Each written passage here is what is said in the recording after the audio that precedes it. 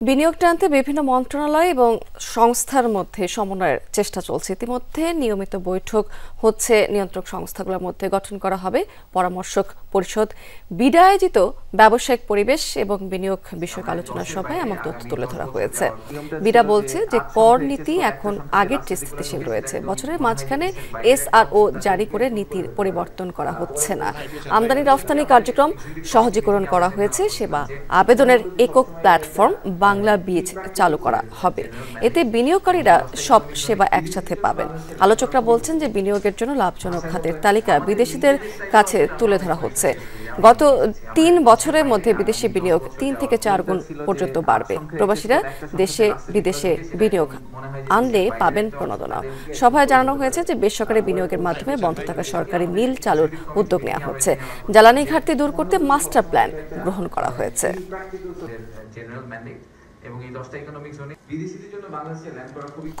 দর্শক, বিডা কার্যালয়ে এই মুহূর্তে চলছে ব্যবসায়িক পরিবেশ এবং বিনিয়োগ বিষয়ক আলোচনা সভা। আমরা সরাসরি সেই সেমিনারটিতে অংশ নিব। এটা একটা additional question on top of low interest rates. এটা আপনি দেওয়ার পর উইল মুভ অন।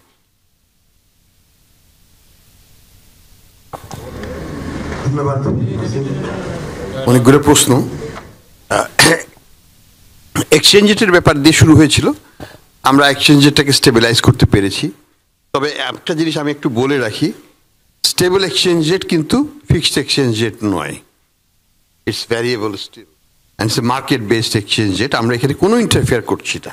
যেটুকু করছি সেটা হচ্ছে, অনেকে বলেন যে আমরা ইন্টারফেয়ার করছি to support at a certain high level. Not necessarily. We are actually taking the opportunity to build up our reserves. কারণ আমাকে তো রিজার্ভটাও বাড়াতে হবে। রিজার্ভ তো স্ট্যাটিক না। আমার ইম্পোর্ট বাড়ছে, অর্থনীতির সাইজ বাড়ছে, আমার লেভেল অফ রিজার্ভ বাড়াতে হবে। এবং আমি জানি আমাকে আইএমএফ ওয়ার্ল্ড ব্যাংকের উপর ভিত্তি করে রিজার্ভ বাড়ানো সম্ভব নয়। বাংলাদেশের যেখানে রিজার্ভ এসছে, যখন আমরা 48-এ গিয়েছিলাম, যখন আমরা 24-এ আসছিলাম, একসময় 10 থেকে 24 থেকে 48, কিন্তু অভ্যন্তরীণ উৎস থেকে নেওয়া হয়েছিল। এটা কিন্তু বাইরে থেকে আসেনি। আমাকে রিজার্ভ অ্যাকিউমুলেট করতে হবে এবং domestic source is big enough to get it done. আমরা দেখিয়েছি 2 মাসের মধ্যে আমরা $2.25 বিলিয়ন কিন্তু কিনে ফেলেছি। আবার এখন একটু পজ আছে। কারণ হচ্ছে ইম্পোর্ট রিলেটেড প্রেশারটা একটু বেশি আছে রমজানের সময়। আমরা এখন একটু কম কিনবো। আবার যখন ঈদের সময় চলে আসবে, প্রচুর ডলার আসবে, আমরা তখন আবার কিনে ফেলবো। তো আমাদের স্ট্র্যাটেজি হচ্ছে যে রিজার্ভ বিল্ড আপ আমরাই করবো, আইএমএফ ওয়ার্ল্ড ব্যাংকের উপর ডিপেন্ড করে নয়।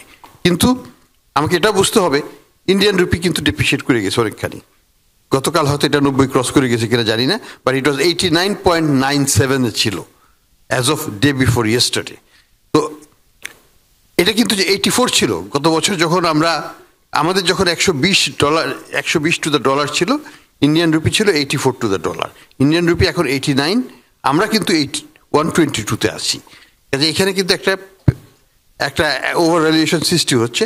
এটাকে মনে রাখতে হবে যে nothing is fixed, things we may have to allow some more flexibility. Market ভিত্তিক আমরা এটাকে কিছু, যদি বাজারে এটাকে ডেপ্রিশিয়েট করতে দেয়, আমরা কিন্তু এটাকে ডেপ্রিশিয়েট করতে দেব, এটাকে বসিয়ে রাখবো না। দ্বিতীয় হচ্ছে যে ইন্টারেস্ট রেট পলিসির ব্যাপারটা। ইন্টারেস্ট রেট পলিসিতে এখানে দুটো জিনিস কাজ করছে। প্রথমে আমরা যেটা বলেছি যে আমাকে যদি ইনফ্লেশন কমাতে না পারি, আমি কিছুই অ্যাচিভ করতে পারবো না। এক্সচেঞ্জ রেটের স্টেবিলিটিও হবে না, আমার ইন্টারেস্ট রেট রিডাকশনও হবে না। এখন ফার্স্ট অ্যান্ড ফরমোস্ট রিয়াকশনটা ছিল ইন্টারেস্ট রেট বাড়িয়ে দেওয়া। এটার মাধ্যমে আমরা একটা জিনিস এখন অলরেডি অ্যাচিভ করেছি, সেটা হচ্ছে এক্সচেঞ্জ রেটের স্টেবিলিটি। Very important.